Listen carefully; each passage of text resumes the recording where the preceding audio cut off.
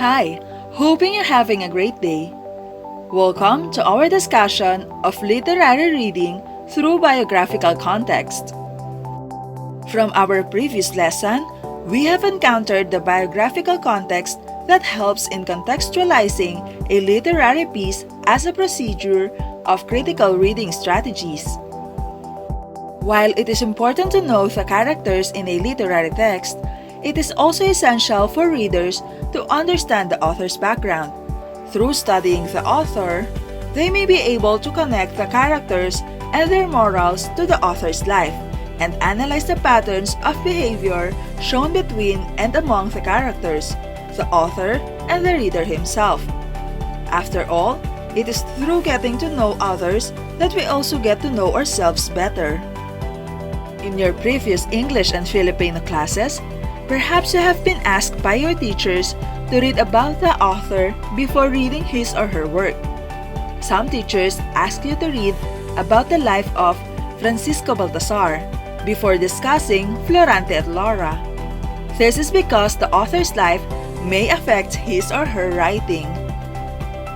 Biographical context places a particular literary work within the context of the author's life.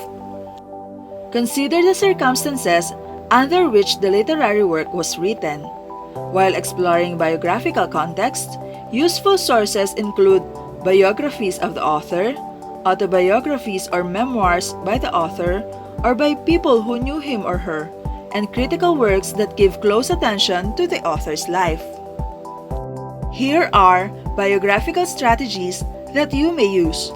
First, research on what the author believes in, and also what he or she does not. Second, analyze how the author's belief system is reflected in his or her work. Lastly, look at the author's other works and analyze if there is a pattern with regard to the theme that is indicative of his or her life and beliefs.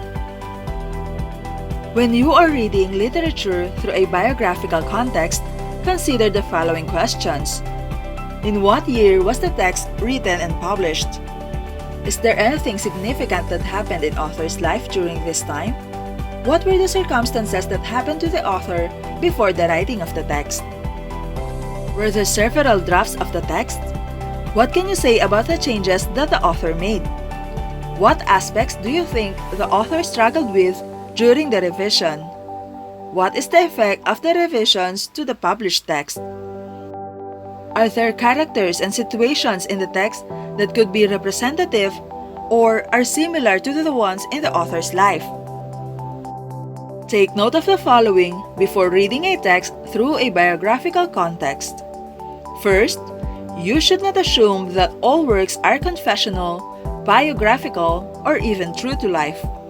A literary text is according to the author's perspective and will be heavily influenced by him or her, but it is not the only way of studying literature. Here are some examples of literary works written by authors of different backgrounds. In their sample writings, their personal stories and beliefs reflect the way they project the characters in their narrative. Under My Invisible Umbrella by Laurel Fontoso is a literary essay that talks about a Filipino-Italian who was born in the United States. Because her features are more Italian than Filipina, she had encountered problems with the people treating her as extra special in the Philippines, but she finds it more isolating than welcoming. Fontoso's way of writing reflects a lot about her personal encounters within the Philippines.